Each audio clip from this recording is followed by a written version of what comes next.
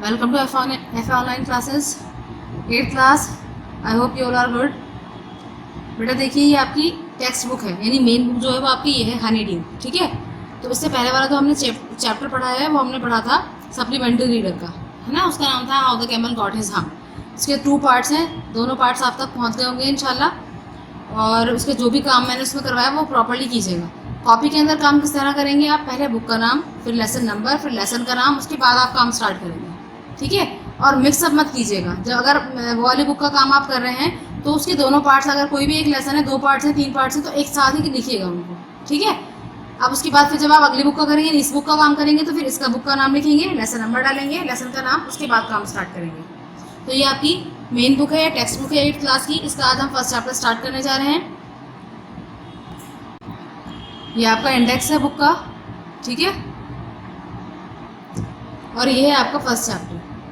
First chapter का नाम है the best Christmas present in the world, यानी दुनिया का सबसे बेहतरीन क्रिसमस प्रेजेंट। प्रेजेंट मतलब गिफ्ट, क्रिसमस गिफ्ट, पूरी दुनिया का सबसे ज़्यादा बेहतरीन क्रिसमस गिफ्ट। अब वो किस सेंस में बात कर रहे हैं ये अभी हम देखेंगे। बेटा इस चैप्टर के आपके 3 पार्ट्स हैं, ठीक है। तो अभी हम फर्स्ट पार्ट स्टार्ट करने जा रहे हैं, तो देखते हैं क्या है इसके अंदर। I spotted it in a junk shop in Bridport, a roll-top desk. The man said it was early 19th century and oak. I had wanted one, but they were far too expensive. तो अब कह रहे हैं, अब ये जो author है यानी जिन्होंने ये कहानी लिखी है, तो उसको हम बोलेंगे ऑथर। नरेटर भी बोल सकते हैं, ऑथर भी बोल सकते हैं, राइटर भी बोल सकते हैं, है ना। तो जो राइटर है वो कह रहे हैं कि आई स्पॉटेड इट, मैंने इसको देखा, इन अ जंक शॉप, एक कबाड़ी की दुकान में। जंक शॉप यानी कबाड़ी की दुकान, इन ब्रिडपोर्ट में, ब्रिडपोर्ट जगह का नाम है, ठीक है। अब यहाँ पर इट यूज हुआ है ना, यानी इसको देखा, किसको देखा, अ रोल टॉप डेस्क, एक रोल टॉप डेस्क को। अब रोल टॉप डेस्क क्या होती है, आपने टेबल देखी है, टेबल के अंदर, जिस टेबल के अंदर ड्रॉर्स लगे हुए होते हैं साइड में, है ना, और ऊपर से ना जैसे एक शेडो सी आ रही होती है, यानी लकड़ी का एक शेडो सा बना हुआ होता है, उसको हम रोल टॉप डेस्क बोलते हैं। वो उन्होंने देखी। अब ये कह रहे हैं कि जो दुकानदार था, मैंने उससे पूछा तो उसने मुझे बताया है कि अर्ली 19th सेंचुरी की, अर्ली मतलब यानी शुरुआती 19वीं सदी की शुरू की है ये। एंड ओक, और ये ओक की बनी हुई है। ओक जो है वो एक लकड़ी का नाम है, ठीक है। ओक ट्री है, उसकी लकड़ी से जो फर्नीचर बनता है उसको ओक बोलते हैं। तो अभी अब ऑथर हमें बता रहे हैं कि मुझे भी कुछ ऐसी ही चाहिए थी, लेकिन अगर मैं नहीं खरीदता तो वो बहुत महंगी थी, ठीक है। This one was in a bad condition, the roll top in several pieces, 1 lakh clumsily mended, scorch marks all down one side. तो कह रहे हैं कि जो अगर नहीं खरीदता तो बहुत महंगी थी, लेकिन ये वाली जो थी बहुत ही बुरी हालत में थी, ठीक है। पूरा रोल टॉप जो था उसका ऊपर वाला जो हिस्सा था वो पूरा टूटा फूटा हो रहा था, बहुत सारे पीसेस में हुआ था वो। 1 lakh clumsily mended, और उसका एक पैर जो है वो बड़ी बुरी तरीके से मेंडेड था। मेंडेड मतलब उसको सही तो किया गया था, लेकिन बहुत ही गंदे तरीके से सही हुआ था, मतलब लग रहा था कि बिल्कुल हिला डुला सा लग रहा था, सही हुआ नहीं लग रहा था। Scorch marks all down one side, यानी उसकी पूरे टेबल के ऊपर जगह जगह जले हुए के निशान थे। कैसे निशान थे, जले हुए के, जैसे जली हुई desk. It was going for very little money, I thought I could restore it. तो कह रहे हैं मुझे लगा ये बहुत सस्ती मुझे मिल जाएगी क्योंकि बहुत बुरी हालत में है, और मैंने सोचा कि मैं इसको सही कर सकता हूँ, रीस्टोर इट यानी रिपेयर कर सकता हूँ। It would be a risk, a challenge, but I had to have it. तो ये कह रहे हैं, ऑथर कह रहे हैं कि मुझे लगा कि रिस्क है, एक चैलेंज है, लेकिन फिर भी मैं इसे कर लूँगा। I paid the man and brought it back to my work room. कह रहे हैं कि मैंने जो है क्या करा, मैंने उस आदमी को पैसे दिए और उसको अपने वर्क रूम में लेकर आ गया। वर्क रूम कहाँ पर है उनका, गैराज है, उनके घर के पीछे गैराज होता है ना, उस गैराज के पीछे उनका वर्क रूम है। I began work on it on Christmas Eve, और कह रहे हैं कि मैंने उस पर काम करना शुरू कर दिया। कब, क्रिसमस ईव पर। क्रिसमस ईव बोलते हैं, जैसे बेटा ईव बोलते हैं चांद रात को, जब इनका क्रिसमस होता है ना, तो क्रिसमस से एक दिन पहले वाली जो शाम होती है उसको बोलते हैं Christmas Eve. I remove the roll top completely and pulled out the drawers. कह रहे हैं कि मैंने सारा जो रोल टॉप था उसको हटा दिया, क्योंकि वो बहुत टूट रहा था, उसको हटा दिया और उसके ड्रॉर्स को एक एक करके निकाला। The veneer had lifted almost everywhere. कह रहे हैं कि सब तरफ जो है ना विनीर फैल गया। विनीर क्या होता है, विनीर बोलते हैं जो प्लाई लगी हुई होती है ना, प्लाई जो होती है वो हल्की वाली लकड़ी होती है जो ऊपर से ऐसी परत उतर जाती है उसकी। तो कह रहे हैं कि वो तोड़ने के चक्कर में सब कुछ जो है वो फैल गया वहीं पर ही। It look like water damage to me. तो कह रहे हैं कि मुझे ऐसा लग रहा था कि ये जो है ये पानी से भी, उसको मतलब पानी से भी ख़राब हुई हुई है, जली हुई भी है और पानी से भी ख़राब हुई हुई है। Both fire and water had clearly taken their toll on this desk. तो कह रहे हैं कि दोनों नहीं है, दोनों ने यानी आग ने भी और पानी ने भी, दोनों ने ही इसको नुकसान पहुंचाया था इस डेस्क को। The last drawer was stuck fast, जो उसका आखिरी ड्रॉर था वो फंस गया। I tried all I could to ease it out gently, तो कह रहे हैं मैंने पूरी कोशिश की कि किसी भी तरीके से मैं इसको ईजिली बाहर निकाल दूँ। In the and I use brute force, कह रहे हैं आखिर में मैंने क्या करा, फिर मुझे इसके ऊपर ब्रूट फोर्स लगानी पड़ी। ब्रूट मतलब बहुत ज़्यादा ताकत लगानी पड़ी। I stuck it sharply with the side of my fist, फिर कह रहे हैं कि मैंने उसको अपनी जो मुट्ठी है उसकी साइड से उसके ऊपर मतलब हल्का सा वार किया है। And the drawer flew open to reveal a shallow space underneath, फिर उसके बाद में ड्रॉर खुल गया और उसके अंदर जो है क्या था, एक शैलो स्पेस था। शैलो स्पेस यानी एक जगह थी अंदर, है ना। आ सीक्रेट ड्रॉर, और उसके अंदर क्या था, एक सीक्रेट ड्रॉर था। There was something in there, और कह रहे हैं कि उसके अंदर कुछ था। सीक्रेट ड्रॉर के अंदर क्या था, I reach in and took out a small black tin box, कह रहे हैं कि मैं अंदर गया यानी मतलब मैंने खोल कर देखा, और देखा तो उसके अंदर क्या था, एक स्मॉल ब्लैक टिन बॉक्स था, एक काले रंग का छोटा सा एक टिन बॉक्स था। Sellotaped to the top of it was a piece of lined note paper, तो कह रहे हैं कि उसके ऊपर जो है सेलो टेप लगी हुई थी उस बॉक्स के ऊपर, और उसके अंदर क्या लिखा हुआ था, मतलब एक कुछ नोट पेपर पे कुछ लिखा हुआ था, उसके ऊपर टेप लगा रखा था उन्होंने। And written on it in shaky handwriting, और उसके ऊपर कुछ लिखा हुआ था शेकी हैंड राइटिंग में। शेकी मतलब हिली हिली राइटिंग में, जैसे छोटे बच्चे लिखते हैं, है ना, या कोई बहुत बूढ़ा इंसान लिखता है तो हिला हिला लिखता है ना वो, क्योंकि उसकी ग्रिप इतनी मजबूत नहीं होती इसलिए। जिम्स लास्ट लेटर, उस पर लिखा था जिम का आखिरी खत, रिसीव्ड जनवरी 25, 1915, कब मिला, 25 जनवरी 1915 को। To be buried with me when time comes, कि मेरे साथ दफना दिया जाए जब भी वक्त आए।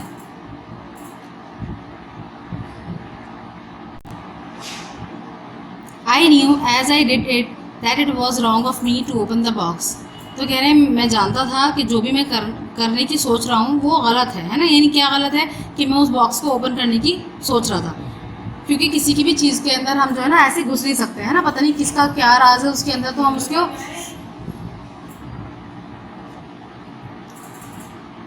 But curiosity got the better of my scruples it usually does, तो कह रहे हैं लेकिन मैं इतना क्यूरियस था उस काम को लेकर के, इस चीज़ को करने के लिए, कि मेरी क्यूरियोसिटी स्क्रपल्स के ऊपर हावी हो गई। स्क्रपल्स बोलते हैं यानी कोई ऐसा काम करते हैं जिसको आपको करते हुए हेजिटेशन होती है, यानी आपको पता है कि थोड़ा गलत है लेकिन तब भी आप इतने क्यूरियस है कि आप उस काम को कर लें। Inside the box there was an envelope, the address read Mrs Jim McPherson, 12 Copper Beeches, Bridport, Dorset. I took out the letter and unfolded it. It was written in pencil and dated at the top December 26, 1914.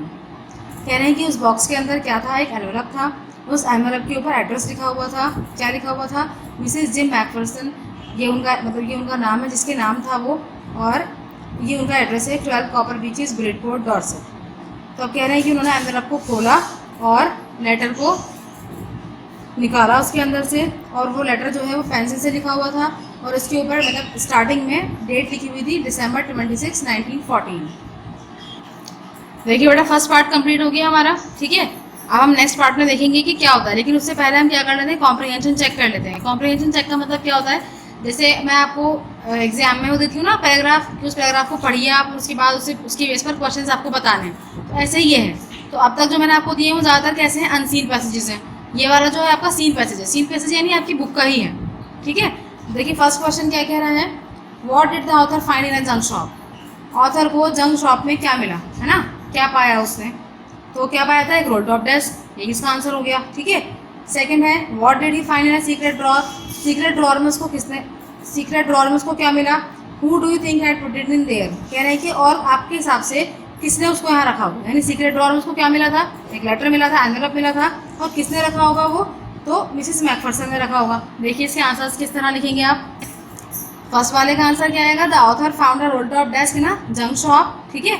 उसके बाद second वाले का लिखेंगे, he found envelope in a secret drawer, I think Mrs McPherson had put it in their, तो कह रहे हैं कि मेरे हिसाब से किसने रखा है, मिसेस मैकफरसन ने उसको वहाँ पर रखा होगा।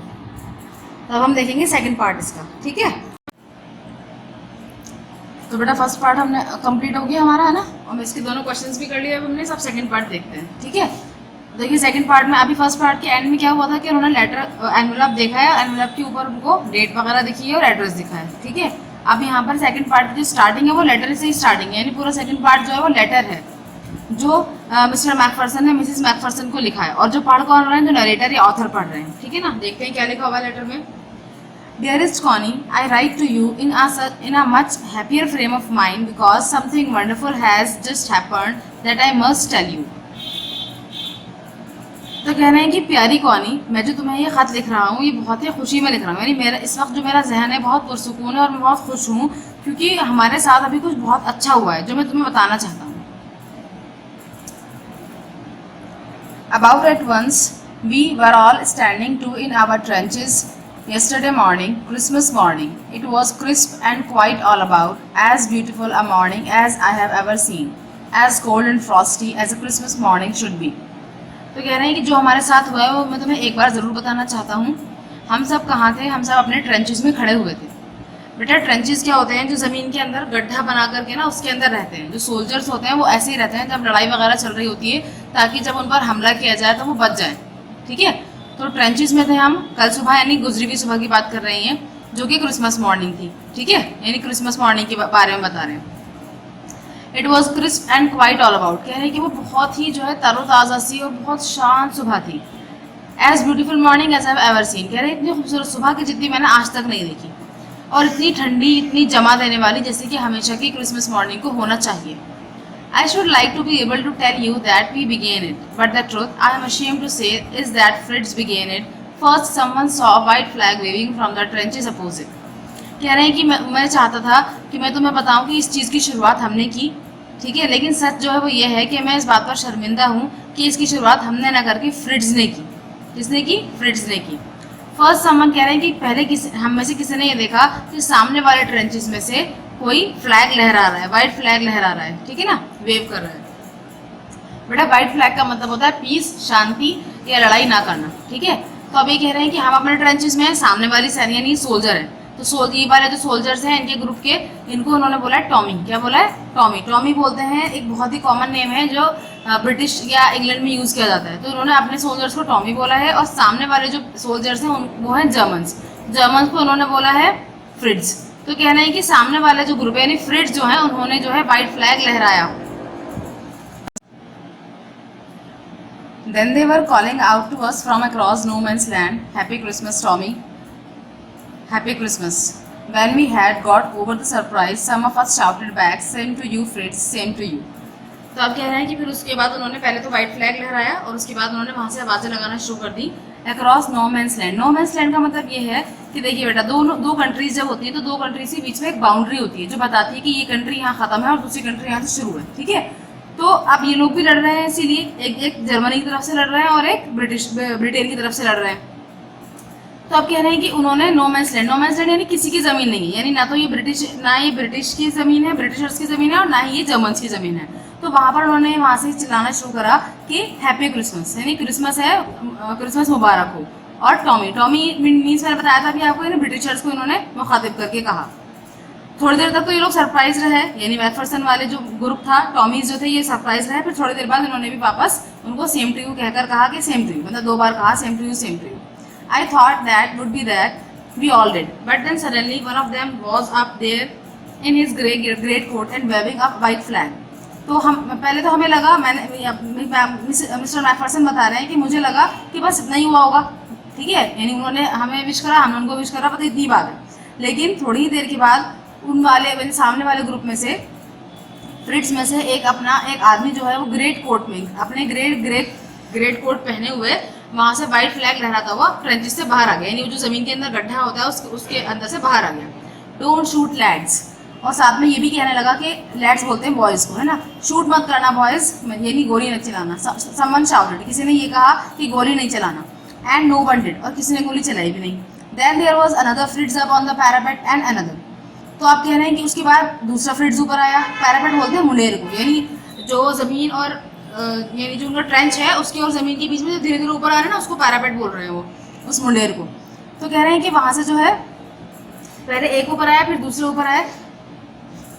Keep your heads down, I told the man it's a trick but it wasn't. तो मैंने अपने जितने भी मेरे आदमी थे, यानी जितने भी मेरे सोल्जर्स थे, क्योंकि ये ऑफिसर हैं, हेड हैं उनके, तो उन्होंने कहा कि अपने अपने हेड्स डाउन कर लें, हो सकता है कि ये कोई इनकी चाल हो और ये हमें मारे, है ना.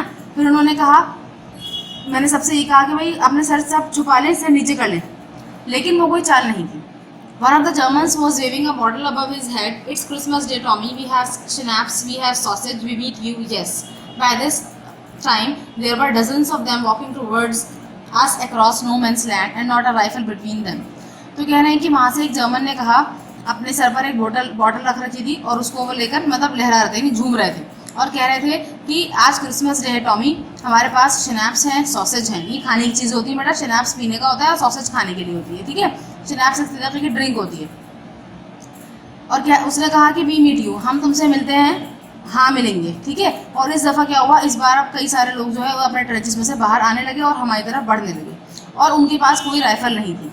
Little private Morris was the first up, come on boys what are we waiting for.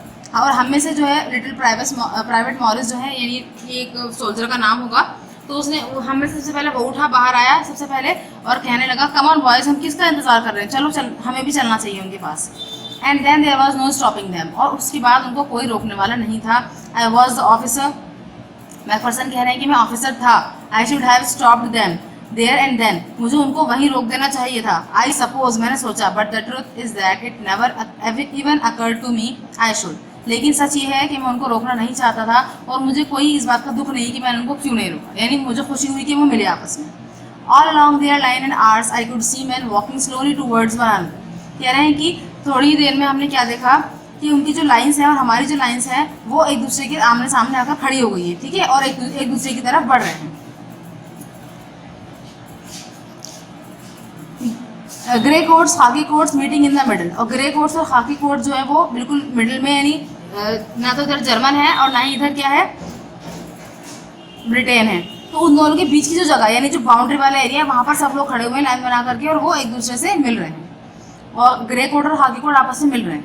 And I was one of them, और मैं भी उनका ही एक हिस्सा बन गया। I was part of this, मैं भी उसका एक हिस्सा था। In the middle of the war we were making peace, हम जो है लड़ाई के बीचों बीच जो है क्या कर रहे थे, शांति बना रहे थे ना, यानी ये दोस्ती बढ़ा रहे थे। हालांकि हम एक दूसरे से लड़ रहे हैं, लेकिन उसके बावजूद भी हम क्या कर रहे हैं, दोस्ती भी बना रहे हैं। You cannot imagine, dearest Connie, my feelings as I looked into the eyes of the Fritz officer who approached me. Hand outstretched, Hans Wolf, he said, gripping my hand warmly and holding it. I am from Dusseldorf. I play the cello in the orchestra. Happy Christmas. तो वो कह रहे हैं कि McPherson कह रहे हैं, Connie तुम इस बात को इमेजिन नहीं कर सकती, कॉनी उनकी वाइफ का नाम है, ठीक है। कॉनी तुम इस बात को इमेजिन नहीं कर सकती कि मुझे कितनी खुशी हुई होगी उस ऑफिसर की आंखों में देखकर जो मुझसे मिलने के लिए आया, मेरे पास आया और जिसने हाथ बढ़ाकर मेरा मतलब मुझे ग्रीट किया और कहा कि मैं हंस वॉल्फ हूँ, और उसने मेरे हाथ को बहुत ही प्यार से पकड़ रखा था। वार्मली बोलते हैं, यानी खुलूस के साथ पकड़ रखा था, ठीक है। उसने कहा कि मैं जो है डसलडॉर्फ से हूँ, मैं एक ऑर्केस्ट्रा में सेलो प्लेयर हूँ, मैं एक ऑर्केस्ट्रा में सेलो प्लेयर हूँ, ठीक है, और हैप्पी क्रिसमस कहा मुझे। सेलो बेटा, सेलो बोलते हैं जो एक बाजा होता है, बाजा उसको बजाते हैं ना, तो ऑर्केस्ट्रा क्या होता है, म्यूजिक बैंड को बोलते हैं। तो म्यूजिक बैंड में जो हैंस वॉल्फ है, इसका क्या काम है कि एक सेलो प्लेयर है, सेलो बजाता है ये, ठीक है। तो अब इसके अंदर आप ये सोचेंगे कि भाई ये सेलो प्लेयर है तो यहाँ पे क्या काम कर रहा है, सोल्जर कैसे बन गया। तो जब ये वाली लड़ाई की बात चल रही है ना, तो ये लड़ाई जो हुई है ये हुई है फर्स्ट वर्ल्ड वॉर की बात कर रहे हैं। तो फर्स्ट वर्ल्ड वॉर लगभग 5-6 साल चली थी। तो उन 5-6 सालों में जो भी घर के मर्द होते थे ना, चाहे वो किसी भी जॉब पर हों, चाहे इवन वो किसान हो, कुछ भी हो, तो उन सबको जो है लड़ाई पर जाना पड़ता था। ये उनके लिए बाउंडिंग थी, उनको जाना ही जाना पड़ता था हर हाल में। तो ऐसे ये जो है तो सेलो प्लेयर, लेकिन उसके बावजूद भी इनको क्या करना पड़ रहा है, जाना पड़ रहा है वहाँ पर लड़ाई करने के लिए। Captain Jim McPherson, I replied, and a happy Christmas to you too. I am a school teacher from Dorset in the west of England. तो मिस्टर मैकफरसन ने क्या जवाब दिया कि मैं कैप्टन जिम मैकफरसन हूँ और तुम्हें भी क्रिसमस मुबारक हो, और मैं एक स्कूल टीचर हूँ डॉर्सेट से, ठीक है। ये भी जगह का नाम है, कहाँ पर ये इंग्लैंड के वेस्ट में है, ठीक है। Dorset, he smiled, I know this place, I know it very well. तो जब उसने सुना कि डॉर्सेट, तो उसने कहा कि डॉर्सेट, और वो मुस्कुराया और कहा कि हाँ मैं इस जगह को जानता हूँ, मैं इस जगह को बहुत अच्छी तरह जानता हूँ। We shared my rum ration and is excellent sausage. कह रहे हैं कि हम दोनों ने जो खाने पीने का सामान हमारे पास था, रम राशन यानी एक ड्रिंक है, और जो सॉसेज थी हम दोनों ने शेयर की एक दूसरे के साथ। And we talked Connie how we talk. तो कह रहे हैं कि और फिर हमने बातें की। कॉनी कैसे बातें की? He spoke almost perfect English. तो अब कह रहे हैं कि देखिए, एक तो जर्मन है और एक ब्रिटिशर है, तो दो एक की लैंग्वेज जर्मन है और एक की लैंग्वेज इंग्लिश है। तो अब ये क्वेश्चन उठता है कि उन्होंने बातें कैसे की होंगी, ठीक है। तो ये कह रहे हैं हमने बातें कैसे की, तो वो बता रहे हैं कि वो बाकायदा बहुत अच्छी तरीके से इंग्लिश बोल सकता है। But it turn out that he had never set foot in Dorset, never ever been to England. कह रहे हैं कि लेकिन हाँ, ये बात अलग है कि वो कभी भी डॉर्सेट, उसने कभी भी डॉर्सेट में कदम भी नहीं रखा है, ठीक है, और ना ही कभी वो इंग्लैंड आया है, लेकिन उसके बावजूद भी उसको बहुत अच्छी इंग्लिश आती है। He had learn all he new of England from school and from reading books in English. तो कह रहे हैं कि जो भी उसने सीखा है वो सब कहाँ से सीखा है, इंग्लैंड के बारे में अपने स्कूल से सीखा है, और कहाँ से सीखा है कि वो अपने इंग्लिश की बुक्स की जो उसने रीडिंग की है, बाकी जो भी है इंग्लिश वगैरह वो उससे सीखी है, ठीक है ना। मतलब रीडिंग की जो बुक्स हैं वो उन्होंने इंग्लिश में पढ़ी है और इसलिए उसको अच्छी इंग्लिश आती है। His favourite writer was Thomas Hardy. His favourite book far from the madding crowd. उसका जो फेवरेट राइटर है वो कौन है, थॉमस हार्डी है, और फेवरेट बुक जो है वो क्या है, far from the madding crowd. So out there in no man's land we talked of Bathsheba and Gabriel Oak and Sergeant Troy and Dorset. कह रहे हैं कि हमने क्या करा, मतलब नो मैंस लैंड में, यानी वो ज़मीन जो किसी की नहीं है, ना जर्मन है और ना ही वो ब्रिटिशर्स की है, ना जर्मन्स की है, तो उस ज़मीन पर बैठकर हमने बातें की किसके बारे में, बाथशेबा के बारे में, जैबरिल ओक के बारे में, सार्जेंट रॉय के बारे में और डॉर्सेट के बारे में। He had a wife and one son born just 6 months ago. कह रहे हैं कि उसकी एक वाइफ है और उसका एक बेटा है जो कि सिर्फ अभी 6 महीने पहले ही जिसका जन्म हुआ है, यानी उसका बेटा 6 महीने का है। As I looked about me, there were huddles of khaki and grey everywhere, all over no man's land, smoking, laughing, talking, drinking, eating. तो कह रहे हैं कि जैसे ही मैं नज़र उठाकर देखता हूँ तो मुझे जगह जगह पर खाकी और ग्रे कोट पहने हुए लोग इकट्ठे नजर आते हैं, यानी हडल्स यानी जत्थे बने हुए नजर आते हैं, उनके ग्रुप्स में खड़े हुए लोग, है ना। कहाँ पर, नो मैंस लैंड में। वो स्मोकिंग कर रहे हैं, हंस रहे हैं, बातें कर रहे हैं, कुछ पी रहे हैं, कुछ खा रहे हैं। Hans Wolf and I share what was left of your wonderful Christmas cake.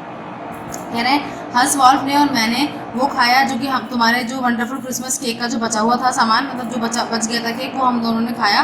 और क्या खाया उसमें से, he thought the marzipan was the best he had ever tasted. तो हमने मार्जिपैन खाया। मार्जिपैन बेटा एक क्रीम होती है जो कि केक के ऊपर लगाई जाती है, ठीक है। तो कह रहे हैं कि उसको लगता है कि उसने दुनिया में सबसे बेहतरीन मार्जिपैन जो है वो यही खाया है, इससे पहले उसने कोई ऐसा मार्जिपैन नहीं खाया जो इतना टेस्टी हो। आई एग्रीड, मैंने भी इस बात पर हामी भरी। We agreed about everything and he was my enemy, there never was a Christmas party like it Connie. तो कह रहे हैं कि हम लगभग सभी बातों पर एग्री थे, और हालांकि वो मेरा दुश्मन था लेकिन उसके बावजूद भी हम दोनों हर बात पर एग्री कर रहे थे, और मुझे नहीं लगता कि कभी भी आज से पहले कोई ऐसी क्रिसमस पार्टी हुई होगी। कौनी से बात कर रहे हो, ठीक है।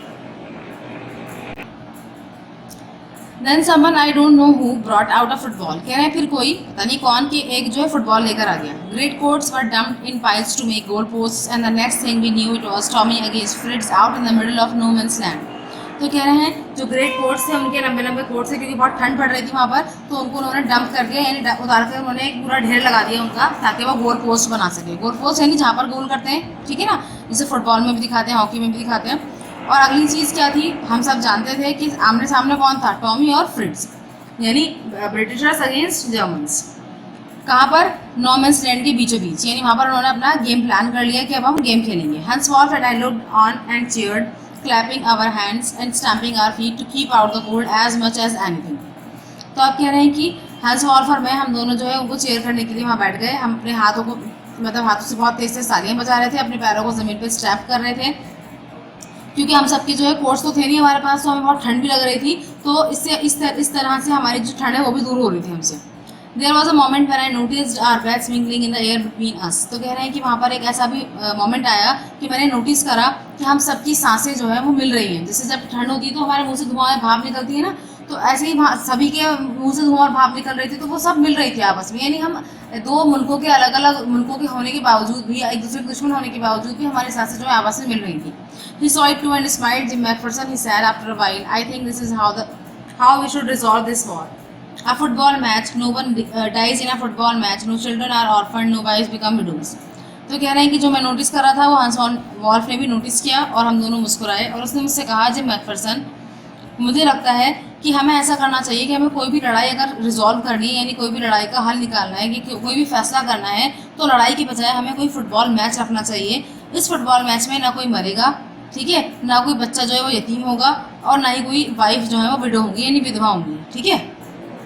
I had prefer cricket, I told him. Then we Tommy's could be sure of winning probably. We laughed at that and together we watched the game। तो फिर मैंने उससे कहा कि मुझे लगता है फुटबॉल की बजाय हमें क्रिकेट खेलना चाहिए, क्योंकि हम टॉमीज़ यानी ब्रिटिशर्स जो हैं वो क्रिकेट में अच्छे होते हैं, और फिर हमारे जीतने के चांसेस भी ज़्यादा हैं अगर हम क्रिकेट खेलें तो। इस बात पर हम दोनों ही हंसे, तो उसके बाद हम दोनों गेम देखने लगे। बेटा क्रिकेट की जो शुरुआत है ना वो इंग्लैंड से ही मानी जाती है, यानी इंग्लैंड का जो नेशनल गेम है वो क्रिकेट है, तो इसलिए इन्होंने क्रिकेट का नाम यहाँ पर लिया है, ठीक है। Sad to say, Connie Fritz won 2-1, but as Hans Falk generously said, our goal was better than theirs, so it wasn't quite fair. तो कह रहे हैं कि अफसोस से बताना पड़ रहा है कि फ्रिट्ज जीत गए हमसे, उनके 2 गोल हो गए थे और हमारा 1, लेकिन हंस फॉल्क ने मुझसे बहुत ही प्यार से कहा कि मेरे ख्याल से हमारा जो गोल था, यानी वो कह रहे हैं कि थोड़ी सी चीटिंग हुई है, तो ये गेम जो है ना फेयर नहीं था, तो इसलिए शायद आप भी जीत सकते थे। ये इन दोनों के बीच बात हुई। The time came, and all too soon, when the game was finished, the schnapps and the rum and the sausage had long since run out, and we knew it was all over. कह रहे हैं कि वो वक्त आ गया, सब कुछ इतनी जल्दी ख़त्म हो गया, ठीक है, गेम भी ख़त्म हो चुका था, स्नैप्स और रम वगैरह तो बहुत पहले ही खा लिए थे हम लोगों ने, पी लिए थे, खा पी लिया था उनको, ख़त्म हो चुके थे पहले ही वो, और अब हम जानते थे कि अब ये सब ओवर हो गया, ठीक है, यानी ये जो हमने आज इतनी मस्ती की, मज़ा किया, ये सब ख़त्म। आई विश हंस well and told him I hoped he would see his family again soon, that the fighting would end and we could all go home. तो कह रहे हैं कि मैंने ये दुआ की कि हंस जो है जल्दी से अपने घर पहुंच जाए और अपनी फैमिली को दोबारा देख सके, ठीक है, और ये जो फाइटिंग है ये एंड हो जाए ताकि हम सभी अपने अपने घरों को चले जाएं। I think that is what every soldier wants on both sides. Hans Paul said, "Take care, Jim McPherson. I shall never forget this moment, nor you." तो अब कह रहे हैं कि मैं सोचता हूँ कि शायद हर सोल्जर यही सोचता है कि दोनों साइड्स का, यानी चाहे वो जर्मन हो चाहे वो ब्रिटिशर हो, सब यही सोचते हैं कि हम सब जल्दी जल्दी अपने घर चले जाएं और लड़ाई ख़त्म हो जाए, ठीक है। हंस फॉल्क ने मुझसे कहा कि जिम मैकफरसन अपना ख्याल रखना, मैं कभी भी इस दिन को, इस मोमेंट को नहीं भूलूंगा और ना ही तुम्हें भूलूंगा। He saluted and walked away from me slowly unwillingly I felt. कह रहे हैं कि उसने मुझे सैल्यूट किया और उसके बाद वो धीरे धीरे चला गया वापस। मुझे लग रहा था कि शायद वो जाना नहीं चाहता था। He turned to wave just once and then became one of the hundreds of grey-coated men drifting back towards their trenches. कह रहे हैं वो पीछे एक बार मुड़ा, उसने मुझे ऐसे वेव किया यानी बाय किया, उसके बाद वापस जो है वो उन्हीं 100 लोगों में मिल गया जो अपने ग्रे कलर के ग्रेट कोट्स में थे और वो वापस अपने ट्रेंचेस में जा रहे थे। That night back in our dugouts we heard them singing a carol and singing it quite beautifully. कह रहे हैं उस रात अपने डगआउट्स में आने के बाद हमने सुना कि वो लोग कैरॉल्स गा रहे हैं, ठीक है, और बहुत ही खूबसूरत तरीके से गा रहे हैं। कैरॉल्स बोलते हैं जो क्रिसमस सॉन्ग्स होते हैं, ठीक है, तो वो लोग वो गा रहे हैं और बहुत प्यारे तरीके से गा रहे हैं। It was Stille Nacht silent night our boys gave them a rousing chorus of while shepherds watched. तो कह रहे हैं कि वो कौन से गाने गा रहे थे, स्टाइल नैश साइलेंट नाइट, ये था, ये सॉन्ग थे उनके। कहने लगे फिर कि हमारे जो लड़के थे, यानी हमारे ग्रुप के जो लड़के थे,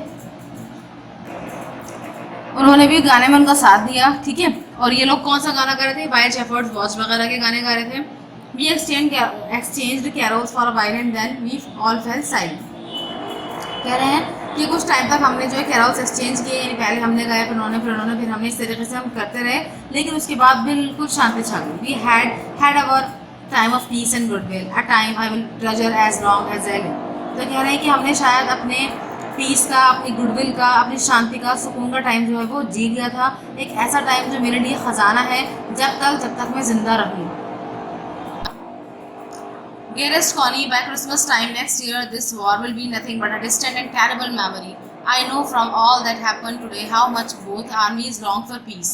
We shall be together again soon, I am sure of it. तो उन्होंने कहा, डियरेस्ट कॉनी, प्यारी कॉनी, अगले साल क्रिसमस पर ये जो वॉर है ये ख़त्म हो चुकी होगी और ये सिर्फ कुछ भी नहीं रहेगा, यानी एक बस खुद खतरनाक सी पुरानी सी याद रह जाएगी जो हमेशा हमें परेशान करती रहेगी, ठीक है।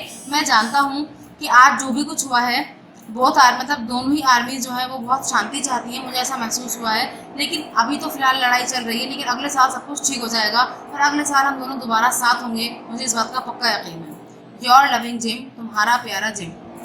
तो ये बेटा लेटर पढ़ा उनका उन्होंने, ठीक है, ये उन्होंने लेटर लिख रखा था अपनी वाइफ कॉनी को, मिस्टर मैकफरसन ने लिखा था कॉनी मैकफरसन को, ठीक है। आप देखते हैं इसके क्वेश्चन आंसर्स वही कॉम्प्रिहेंशन चेक वाले क्वेश्चंस हैं। तो फर्स्ट क्वेश्चन है, who had written the letter to whom and when, किसने लेटर लिखा, किसको लिखा और कब लिखा, ठीक है। तो लिखा किसने है, मिस्टर मैकफरसन ने। किसको लिखा है, अपनी वाइफ कॉनी मैकफरसन को, और कब लिखा है, उन्होंने डेट डाल रखी है उसके अंदर 26 दिसंबर 1914, ठीक है। Why was the letter written? What was the wonderful thing that had happened? क्या लेटर क्यों लिखा गया और क्या वंडरफुल थिंग थी जो हुई थी, यानी कौन सा अच्छा काम हुआ था जिसकी वजह से लेटर लिखा गया। सबसे पहले पूछ रही क्यों लिखा, तो लेटर लिखा गया एक इंसिडेंट शेयर करने के लिए, ठीक है। क्या वंडरफुल थिंग हुई थी, तो वंडरफुल थिंग ये हुई थी कि वो लोग क्या कर रहे थे, they were making peace in no man's land, ठीक है, या they were making peace in the middle of war, यानी लड़ाई के बीच में वो शांति बना रहे थे, दोस्तियां कर रहे थे। What jobs did Hans Wolf and Jim McPherson have when they were not soldiers? कह रहे हैं जो हंस वॉल्फ और जिम मैकफरसन दोनों क्या थे जब वो दोनों सोल्जर्स नहीं थे। तो हंस वॉल्फ तो सेलो प्लेयर थे ऑर्केस्ट्रा में और जिम मैकफरसन एक टीचर थे। Had Hans Wolf ever been to Dorset? Why did he say he knew it? कह रहे हैं क्या हंस वॉल्फ कभी डॉर्सेट गए हैं, तो नहीं, वो कभी भी नहीं गए, उन्होंने कभी पैर भी नहीं रखा वहाँ पर। Why did he say he knew it? उन्होंने क्यों कहा कि वो जानते हैं, तो वो जानते हैं अपने स्कूल से और अपनी बुक्स के थ्रू वो डॉर्सेट के बारे में जानते हैं। Do you think Jim McPherson came back from the war? How do you know this? कह रहे हैं आपको क्या लगता है जिम मैकफरसन वापस आए थे वॉर से, लड़ाई से, आपको कैसे पता? तो मुझे तो लगता है कि शायद वो वापस नहीं आए थे, और मुझे ऐसा पता चला क्योंकि फर्स्ट पार्ट में हमने जब ये जो ऑथर ने वो निकाला था टिन बॉक्स, उस पर लिखा था जिम्स लास्ट लेटर, और लेटर भी इतना संभाल कर रखा गया है, इट मीन्स कि वो वापस नहीं आए होंगे, है ना। अगर वो वापस आए होते तो शायद ये लेटर इतना संभाल के ना रखा गया होता। तो ये क्वेश्चंस मैंने समझा दिए आपको, इसके आंसर्स देख लीजिए एक बार। ये देखिए इसके आंसर सेकंड पार्ट के आंसर्स हैं, फर्स्ट पार्ट के मैंने आपको बता दिए थे, है ना। तो सेकंड पार्ट के हैं ये, बहुत ध्यान से करिएगा और पार्ट भी डालिएगा, फर्स्ट पार्ट सेकंड पार्ट करके। मैं रीड आउट कर रही हूँ एक बार, समझा दिए मैंने आपको। Mr McPherson had written the letter to his wife Connie in December 1914, ठीक है।